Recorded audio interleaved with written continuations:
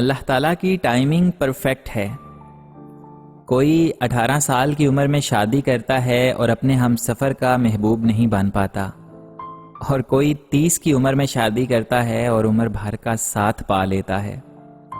کسی کی پڑھائی 22 سال تک مکمل ہو جاتی ہے لیکن جاب نہیں مل پاتی، اور کسی کو دیر لگتی ہے مگر ساتھ ساتھ جاب بھی لگ جاتی ہے۔ کچھ لڑکیاں شادی سے پہلے فائنینشیل پرابلمز دیکھتی ہیں اور کچھ شادی کے بعد۔ آپ نہ تو وقت سے پہلے اور نہ وقت کے بعد ہوتے ہیں، آپ بس اللہ کی پرفیکٹ ٹائمنگ پر چل رہے ہوتے ہیں۔ تھوڑے دن رہنے والی مصیبت اچھی ہے، کیونکہ اسی سے ہی دوست اور دشمن کی شناخت ہوتی ہے۔ حضرت علی رضی اللہ تعالی عنہ نے فرمایا، دنیا دار کی صحبت اختیار نہ کرنا، اگر تم تنگ دست ہو جاؤ گے تو یہ تمہیں چھوڑ دے گی، اور اگر مالدار ہو جاؤ گے تو یہ تم سے حسد کرے گی۔ اور پھر ایک وقت ایسا بھی آتا ہے جب آپ کی کوئی ضد نہیں رہتی، کوئی خواہش نہیں رہتی، آپ کسی کے ساتھ بحث نہیں کرتے، بس پھر آپ سب نصیب پر چھوڑ کر جینے لگتے ہیں۔ زندگی کی رفتار ایسی رکھو، کوئی دشمن آگے نکل جائے تو کوئی بات نہیں، مگر کوئی یار پیچھے نہ رہ جائے۔ انسان زندہ ہونے کے باوجود زندگی کو نہیں سمجھ سکتا، وہ مرے بغیر موت کو کیسے سمجھ سکتا ہے؟ اگر ہمیں یہ احساس ہو جائے کہ ہمارے ماضی کے کام نہ ہونے میں کتنی بہتری تھی تو ہماری بے سکونی ختم ہو جائے۔ 4 خطرناک قتل: زیادہ سوچنے سے خوشیوں کا قتل، خوف کی وجہ سے حوصلے کا قتل، جھوٹ بولنے سے اعتماد کا قتل، شک کرنے سے رشتوں کا قتل۔ اللہ تعالیٰ تمہیں اسی سے آزماتا ہے جو تمہیں سب سے زیادہ محبوب ہوتا ہے۔ وہ تمہیں تمہاری ہی من پسند چیز کے ہاتھوں بے بس کر دیتا ہے، اور پھر وہ بے بسی تمہیں کہیں سجدہ کرواتی ہے تو کہیں فریاد لے کر خالی جھولی پھیلاتی ہے۔ ناممکن اللہ کے لیے کبھی کچھ بھی نہیں ہوتا، وہ ناممکن بس تمہارے لیے بناتا ہے۔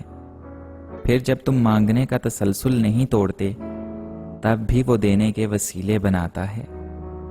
تم اپنی مرضی سے دعا نہیں کرتے، اللہ خود تمہیں دعاؤں پہ مجبور کر دیتا ہے، کیونکہ وہ تمہاری چاہ پہ بہت پہلے سے راضی ہوتا ہے۔ آزمائشیں تو بس بہانہ ہوتی ہیں، بس پھر تمہارے ہاتھوں کے دعا میں اٹھنے کی دیر ہوتی ہے کہ نصیب موڑ دیا جاتا ہے۔ پھر اللہ تعالیٰ تمہاری من پسند چیز واپس لوٹا کر تمہارے جسم میں نئی زندگی پھونک دیتا ہے۔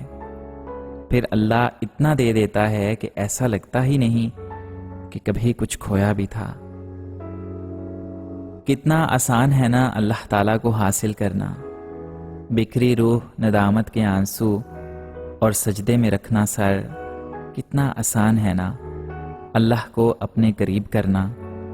لا حاصل خواہشیں اور ادھوری دعائیں، کتنا آسان ہے نا اللہ تعالیٰ سے دوستی کرنا، رونا تڑپنا ضد کرنا اور پھر اللہ کی مصلحت کو سمجھ جانا۔ کتنا آسان ہے نا اللہ کی رضا میں راضی ہونا، روز مانگنا ایک ہی دعا، پھر اللہ پہ یقین رکھ کر صبر کرنا۔ کتنا آسان تھا نا دنیا سے ہار کر اللہ کو تلاش کرنے کا سفر کرنا۔ نہ جانے کب دنیا سے ہار کر اللہ کی محبت میں آ کر جو کام سب سے زیادہ مشکل لگتا تھا آج وہی خوبصورت لگنے لگا ہے۔ اب جا کر سمجھ آیا کہ کتنا آسان تھا میرے اللہ کو حاصل کرنا۔ دعا کی خوبصورتی اس سے بڑھ کر اور کیا ہوگی؟ جو دعا آپ دوسروں کو دیتے ہیں وہ پہلے آپ کے حق میں ہی قبول ہوتی ہے۔ سورۃ یوسف کا انتہائی پیارا سبق: زندگی میں اگر آپ کے انتہائی عزیز اور قریبی لوگ بھی آپ سے دغا کر جائیں، آپ کے خلاف ہو جائیں، تب بھی اگر آپ صبر سے کام لیں اور اللہ پاک پہ کامل بھروسہ رکھیں تو اللہ تعالیٰ آپ کو وہ مقام عطا کرے گا جو زمانہ دیکھتا رہ جائے گا۔ اپنا حال میں مطمئن رہیں، موازنہ سکون چھین لیتا ہے۔ خاموشی اختیار کر لینا دب جانے کی علامت نہیں، ترجیحات کا فرق ہے۔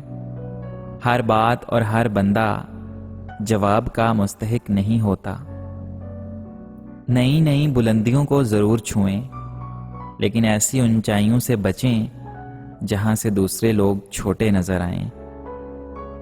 اکثر کہا جاتا ہے کہ جو منہ پہ سب کچھ بول دیتے ہیں وہ دل کے صاف ہوتے ہیں۔ ایسے دل کی صفائی کا کیا فائدہ جو دوسرے کے دل میں اور معاشرتی قدر میں چھید کر دے۔ کبھی کبھی کسی کی برائی کا بوجھ اپنے دل میں بھی اٹھا لیا کرو۔ سب کچھ منہ پہ بول دینا آپ کی صاف گوئی ثابت نہیں کرتا۔ عروج پہ کبھی بھی کچھ ایسا مت کرو کہ زوال میں تمہارا حال پوچھنے والا کوئی بھی نہ ہو۔ ہماری بربادی کی ایک وجہ شاید یہ بھی ہے کہ ہم نے صبح صبح قرآن پاک کھولنے کی بجائے موبائل کھولنا شروع کر دیے ہیں۔ حضرت علی رضی اللہ تعالی عنہ نے فرمایا، دولت، رتبہ اور اختیار ملنے سے انسان بدلتا نہیں، بلکہ اس کا اصلی چہرہ سامنے آ جاتا ہے۔ اللہ تعالیٰ کن چیزوں کے ساتھ مصیبت کو ٹالتا ہے؟ دعا سے، صدقے سے، لوگوں کے ساتھ نیکی کرنے سے۔ ہم سب نے پل صراط سے گزرنا ہے۔ کسی کے کردار پر اٹھائی گئی انگلی اگر وہ سچ نہ ہوئی تو تہمت شمار ہوگی۔ اللہ کو کیا بہانہ بنا کر جواب دیں گے؟ لوگ خود جی لیں گے۔ آپ اپنے بچوں کی تربیت کیجیے۔ ہمیں بہت زیادہ علم کی بجائے تھوڑے سے ادب کی ضرورت ہے۔ تمہاری اصل ہستی تمہاری سوچ ہے، باقی تو صرف ہڈیاں اور گوشت ہے۔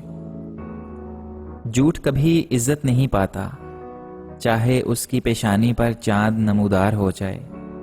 سچ کبھی ذلیل نہیں ہوتا، چاہے سارا زمانہ اس پر کہکے لگائے۔ اگر کوئی اہمیت دینا چھوڑ دے تو آپ بھی شکایت کرنا چھوڑ دیں، خاموشی اختیار کر لیں۔ یاد رہے، ہر وقت دستیاب رہنا، پیچھے پڑے رہنا اور ہر وقت کی شکایتیں آپ کی اہمیت گھٹاتی ہیں۔ مانگنے سے بھیک تو مل سکتی ہے، مگر اہمیت اور محبت نہیں۔ کسی کا برتن خالی ہو تو یہ مت سمجھنا کہ مانگنے چلا آیا ہے، ہو سکتا ہے وہ سب بانٹ کر آ رہا ہو۔ دنیا کے ہر شخص سے مقابلہ کرو، مگر جب مقابلہ استاد یا والدین سے ہو تو پیچھے ہٹ جاؤ، کیونکہ ہار تمہارا مقدر ہوگی۔ یہی قانون فطرت ہے۔